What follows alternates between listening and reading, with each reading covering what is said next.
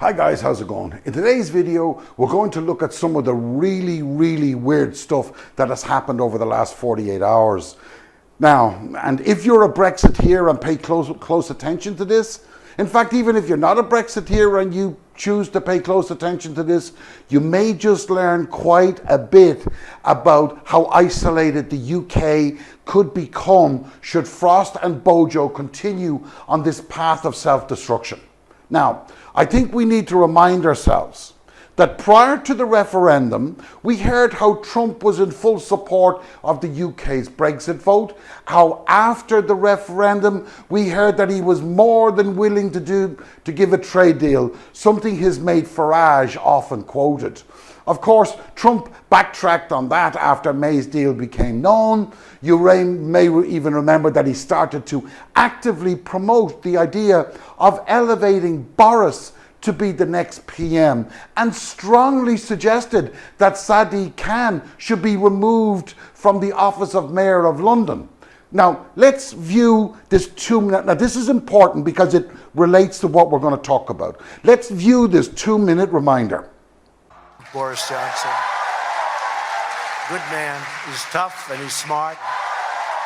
But I like Boris Johnson. I always have. Boris is a friend of mine. I like him. I've liked him for a long time. But now he's even calling Johnson Britain's Trump. They're saying Britain Trump. They call him Britain Trump. And people are saying that's a good thing. That they like me over there. That's what they wanted.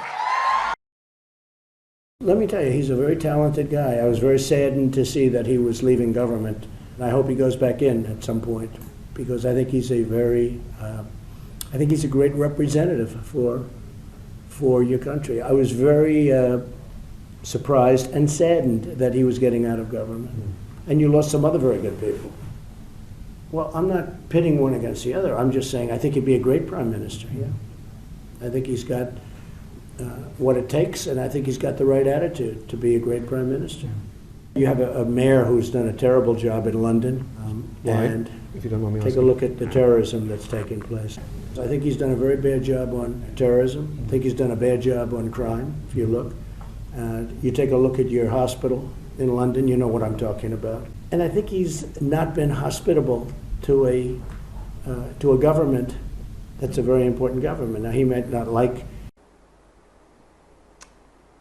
Now, after you've all picked yourselves up off the floor, whether from shock or from laughter, I don't know, there are a couple of things here that we need to be reminded of. The first is that this is the same guy that Brexit, Mr. Brexit, Nigel Farage, dropped his pants, bent over the table and provided Trump with a tiny wincy bit of Vaseline and a shovel load of granite sand in exchange for a piece of the action in the US. But when Trump failed to get elected, a result that both Farage and Trump still contest to this day, despite the riots on Capitol Hill, despite the law cases, he hightailed it back to the UK to continue his career of misinformation and BS, okay? The second thing that we need to register loudly and clearly was the announcement by the ECB just a few days ago. As you may be aware or not, if not, let me tell you that the ECB had awarded the status of equivalence to London-based banks that traded in the EU equity markets, but that was due to expire in June 2022. However, the European Union, Mairead McGuinness, ECB, gave the City of London on just Wednesday a reprieve and said, and I quote, "It will allow clearing houses in Britain to continue serving customers in the bloc beyond next June, when market access was set to expire." Now, though that the temporary market access for UK clearing houses, known as equivalence, will not now end in June 2022, was not really because of anything else other than the banks were calling on Brussels to grant a further extension.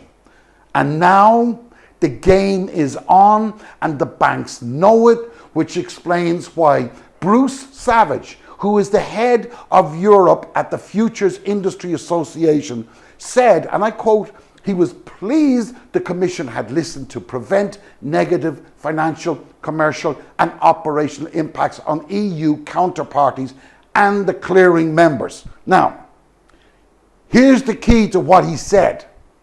We look forward to seeing further detail on the timings and how clearing capacity could be expanded into the EU.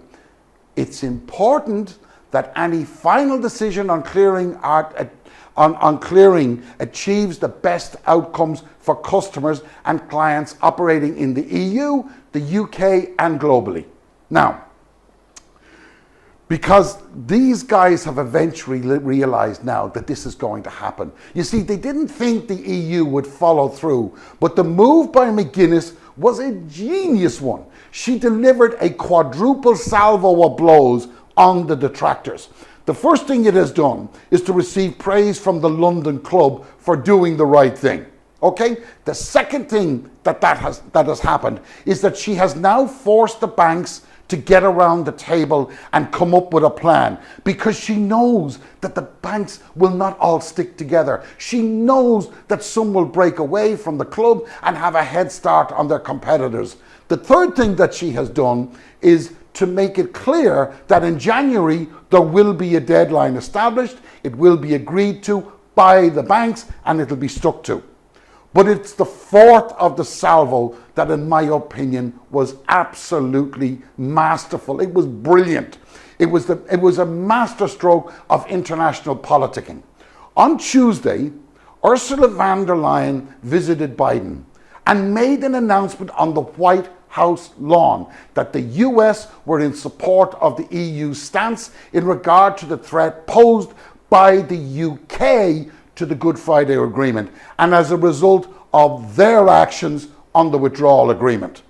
We then received a press release, coincidentally, with the unprecedented, I might add, 4 signatures of the chairman of various House committees with the full support of their individual members that jointly slapped down the UK's actions in the most direct manner possible when they concluded in the release that in threatening to invoke Article 16 of the Northern Ireland Protocol, the UK threatens to not only destabilise trade relations, but also that hard-earned peace.